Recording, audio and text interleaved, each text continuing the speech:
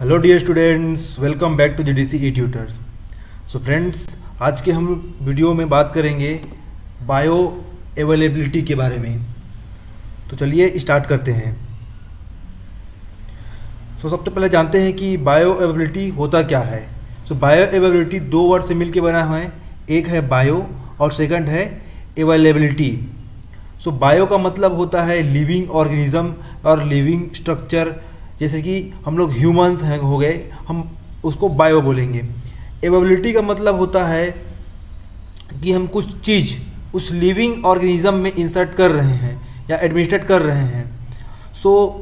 उस living organism के लिए वो मटेरियल कितना अवेलेबल है। अगर आसान भाषा में कहूँ तो हम किसी पेशेंट को ड्रग एडमिनिस्टर करा रहे हैं पेशेंट के अंदर, तो वो ड्रग उसके अंदर कितना इफेक्ट शो कर रहा है, ये इस चीज़ का कैलकुलेशन कहलाता है बायो अवेलेबिलिटी।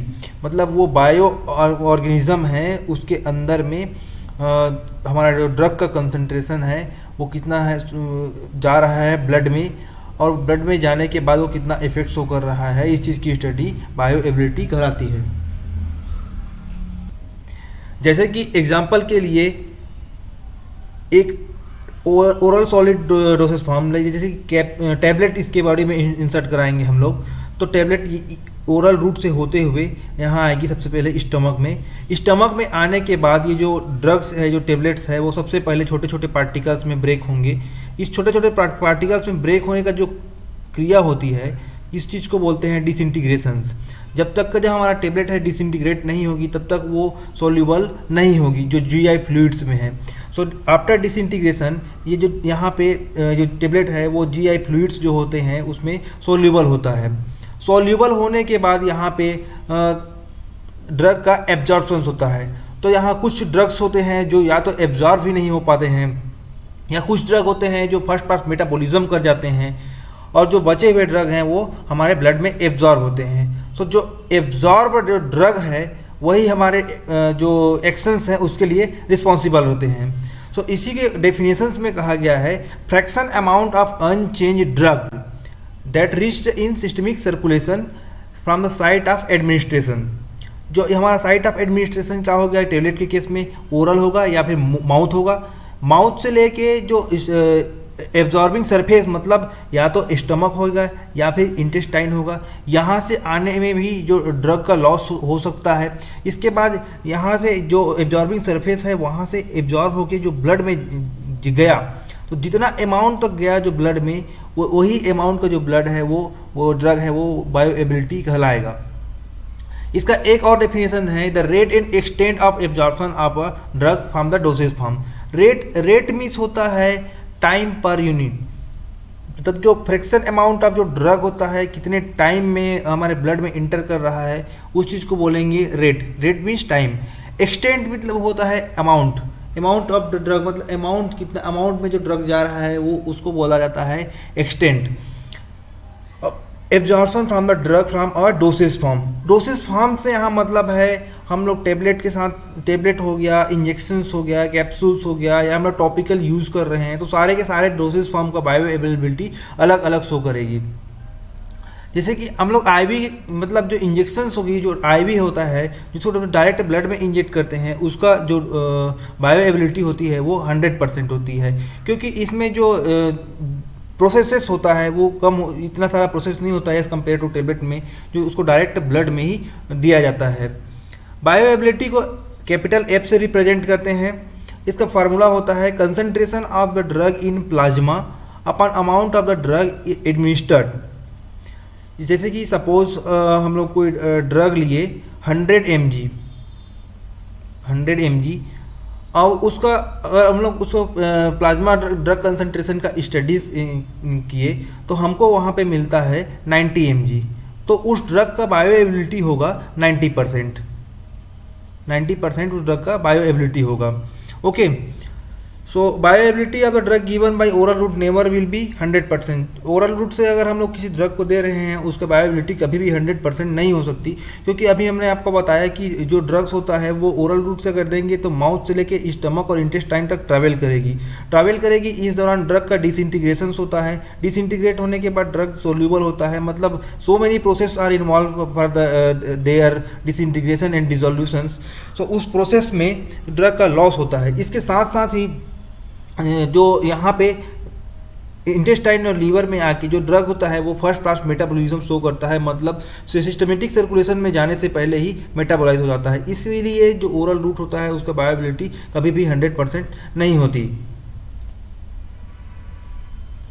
बायोएबिलिटी के स्टडी के लिए बायोएबिलिटी कर्व का पढ़ना बहुत जरूरी होता है। इसमें एक ग्राफ प्लॉट किया जाता है plasma drug concentration versus time के अगेंस्ट। इसमें टाइम को एक्स एक्सिस में रखा जाता है और प्लाज्मा ड्रग कंसंट्रेशन को वाई एक्सिस में रखा जाता है। इसमें दो लेवल्स होते हैं, इसमें एक को बोलते हैं मिनिमम इफेक्टिव कंसंट्रेशन और दूसरा को बोलते हैं maximum safe concentration. Minimum effective concentration मतलब हमारा जो ड्रग है उसका कंसंट्रेशन इस लेवल से ज़्यादा ही होना चाहिए तभी अपना एक्शन शो करेगा, और मैक्सिमम इफेक्टिव कंसंट्रेशन मतलब अगर हमारे ड्रग का कंसंट्रेशन इस लेवल से ऊपर अगर जा रहा है तो वो अपना जो डिज़ायरेबल इफेक्ट है वो शो करेगा ही, उसके साथ साथ ही उससे ज़्यादा एडवर्स इफेक्ट या फिर साइड इफेक्ट शो करेगा। सो जैसे कि एक ग्राफ देखिए, यहाँ पे एक ड्रग एडमिनिस्ट्रेट कराया गया है पेशेंट के अंदर। सो वो ड्रग धीरे धीरे एब्जॉर्व होता है। एब्जॉर्व होने के बाद एक सर्टेन टाइम आने के बाद उसका फिर एलिमिनेशन स्टार्ट हो जाता है। ये ड्रग जो होता है वो मिनिमम इफेक्टिव कंसंट्रेशन के लेवल को क्रॉस ही नहीं कर पाता। सो इस टाइप का जो ड्रग होते हैं वो उसका बॉडी में कोई इफेक्ट नहीं होता, मतलब इस डोज का अगर ड्रग दिए सो ये हमारा जो मिनिमम इफेक्टिव कंसंट्रेशन है उसको क्रॉस ही नहीं कर पाया, इसलिए इसका जो डोज को बढ़ाना पड़ेगा। सो इसके डोज को बढ़ा के फिर से फर्दर एडमिनिस्टर कराया गया। सो ये ड्रग जो है वो मिनिमम इफेक्टिव कंसंट्रेशन को के बैरियर को क्रॉस किया और जो मैक्सिमम इफेक्टिव कंसंट्रेशन का मैक्सिमम सेफ कंसंट्रेशन का बैरियर है उससे नीचे ही रहा। एक और इसके बाद इसे और डोज को बढ़ाया गया। सो इसमें देखा गया कि ये जो ड्रग्स हैं वो मैक्सिमम सेफ कंसंट्रेशन को भी क्रॉस कर जा रहा है। इसका मतलब ये जो ड्रग है जो अपना जो डिजायरेबल इफेक्ट तो शो कर ही रहा था यहाँ पे, इसके साथ साथ ये साइड इफेक्ट भी शो कर रहा था। सो जहाँ पे हमारे ड्रग का कंसंट्रेशन सबसे पीक पे रहेगा, यहाँ पे हम लोग ड्रग एडमिनिस्टर कराए, यहाँ पे धीरे धीरे बढ़ते इस कंडीशन पे इस पोजीशन पे जो ड्रग का कंसंट्रेशन सबसे पीक पे है, सो इस कंसंट्रेशन को बोलते हैं सी मैक्स। इसके बाद जो ड्रग है वो धीरे धीरे एलिमिनेट होता जाता है, इस फेज को बोलते हैं एलिमिनेशन फेज। अब इसके बाद हमारा जो ड्रग है अपना एक्शंस किस बीच में शो किया, जब हमारा ड्रग का कंसंट्रेशन मिनिमम इफेक्टिव कंसंट्रेशन जो लेवल है उससे ऊपर चला गया, और जब तक के जो कंसंट्रेशन जो मिनिमम इफेक्टिव कंसंट्रेशन के ऊपर ही रहा ड्रग का, तब तक हमारा जो ड्रग है वो अपना एक्शन शो करता रहा। सो इस चीज़ को बोलेंगे ड्यूरेशन ऑफ एक्शन। इसके साथ ही जब ड्रग जिस टाइम पे अपना जो मैक्सिमम कंसंट्रेशन में पहुंचा उसको बोलेंगे हम लोग टी मैक्स। टाइम जो ड्रग टाइम टेक किया मैक्सिमम कंसंट्रेशन में पहुंचने के लिए उसको हम लोग बोलेंगे टी मैक्स। इसके साथ ही एक और टर्मिनोलॉजी आता है AUC। AUC मीन्स होता है एरिया अंडर द कर्व। जैसे ये पूरा कंप्लीट कर्व का एरिया को अगर कवर करेंगे तो ये जो कहलाएगा एरिया अंडर द कर्व, इसको AUC के नाम से जानते हैं, AUC। अब हमें हमारा जो ड्रग का कंसंट्रेशन कैसा रखना है, अगर हमको अच्छा एक्शन चाहिए विदाउट साइड इफेक्ट, तो हमारा जो ड्रग का कंसंट्रेशन है वो मिनिमम इफेक्टिव कंसंट्रेशन से ज़्यादा होना चाहिए और मैक्सिमम सेफ कंसंट्रेशन से कम होना चाहिए। मतलब ये जो हमारा जो ग्रीन वाला जो ग्राफ है वो एक आइडियल कंसंट्रेशन होगा या फिर आइडियल डोज होगा ड्रग के लिए। सो इन दोनों के बीच के रेंज को बोलते हैं थेरेप्यूटिक विंडो या थेरेप्यूटिक रेंज। इसके बेसिस पे बायोअवेलेबिलिटी का एक और फार्मूला बनता है जो कि है F = AUC oral upon AUC IV, क्योंकि जो IV होती है उसमें उसका जो बायोअवेलेबिलिटी होता है वो 100% होता है, क्योंकि आईवी के केस में ड्रग का एब्जॉर्प्शन नहीं होता है, सीधे वो ब्लड में डिलीवर होता है। सो अगर आईवी के केस में हम लोग बायोअवेलेबिलिटी का कर्व बनाएंगे तो डायरेक्ट ऐसे बनेगा। उसमें सिर्फ जो एलिमिनेशन शो है, एलिमिनेशन फेस है, उसी बस को शो करेगा, एब्जॉर्प्शन फेस को शो नहीं करेगा। ओके,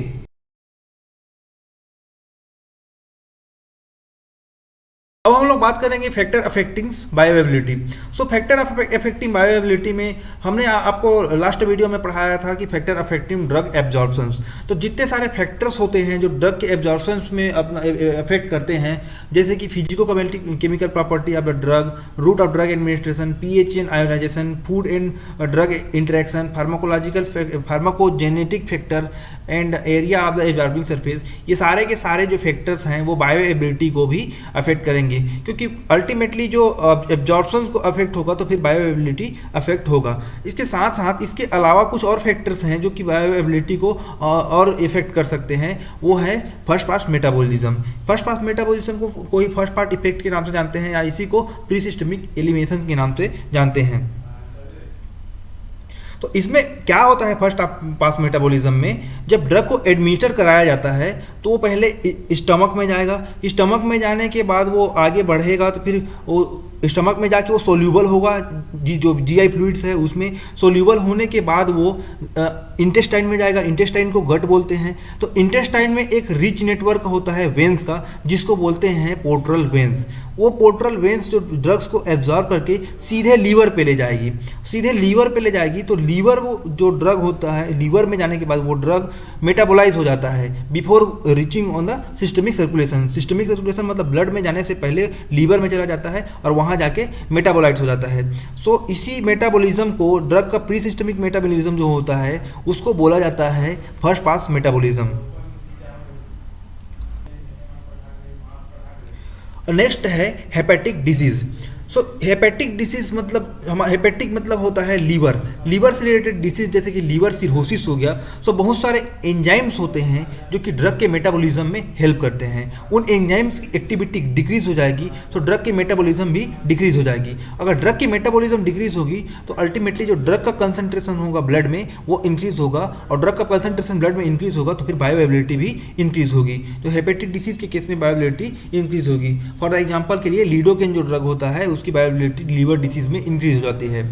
सेकेंड फैक्टर्स है एंटेरोहेपेटिक साइकिल्स। सो एंटेरोहेपेटिक साइकिल्स में क्या होता है, ये एक फिनोमिना होता है जिसमें ड्रग क्या होता है, the drug of the phenomena of the drug cycling between the intestine and liver is called enterohepatic cycle. इसमें क्या होता है, मेनली ड्रग्स को एडमिनिस्टर कराते हैं ओरल रूट से, ओरल रूट से एडमिनिस्टर कराने के बाद ड्रग पहुंचता है इंटेस्टाइन में, इंटेस्टाइन में जाने के बाद वो एब्जॉर्ब होकर ब्लड में पहुंचता है, ब्लड में जाने के बाद अपना एक्शन शो करता है, एक्शन शो होने के बाद वो मेटाबॉलिज्म के लिए लीवर में जाता है, लीवर में जाने के बाद ड्रग दो टाइप से हो सकते हैं, या तो वो डिस्ट्रीब्यूटेड हो सकते हैं, उसके बाद मेटाबॉलिज्म होने के बाद फर्दर उसका मेटाबोलाइट डिस्ट्रीब्यूटेड हो जाता है, और फिर एक केस और हो सकता है उसका यूरिनरी एक्सक्रीशन कर दिया जाता है, जो ड्रग होता है उसको यूरिन के थ्रू बाहर कर दिया जाता है। सेकंड पॉसिबिलिटी वहाँ पे होता है जो ड्रग होता है वो बिलियरी एक्सक्रीशन मतलब जो बाइल्स होते हैं उसके थ्रू भी ड्रग का एक्सक्रीशन होता है। सो बाइल्स में एक्सक्रीशन होने के बाद जो बाइल्स के साथ जो ड्रग होता है वो फर्दर इंटेस्टाइन में आता है, और इंटेस्टाइन में आने के बाद ड्रग फिर से एब्जॉर्ब हो जाता है। तो ये साइकिल चलती रहती है, इसी साइकिल को बोलते हैं इंटेरोहेपेटिक साइकिल्स। ओके, तो ये साइकिल्स अगर चलता रहेगा तो जो ड्रग है उसका लॉन्ग टाइम तक ब्लड में रहेगा, और जो ड्रग लॉन्ग टाइम तक ब्लड में रहेगा तो वो बायोअवेलेबिलिटी को इंक्रीज करेगा। फॉर द एग्जांपल के लिए मॉर्फिन हो गया और डॉक्सीसाइक्लिन हो गया, ये इंटेरोहेपेटिक साइकिल एक्शन शो करते हैं। सो इस वीडियो में इतना ही। Thank you so much for the watching.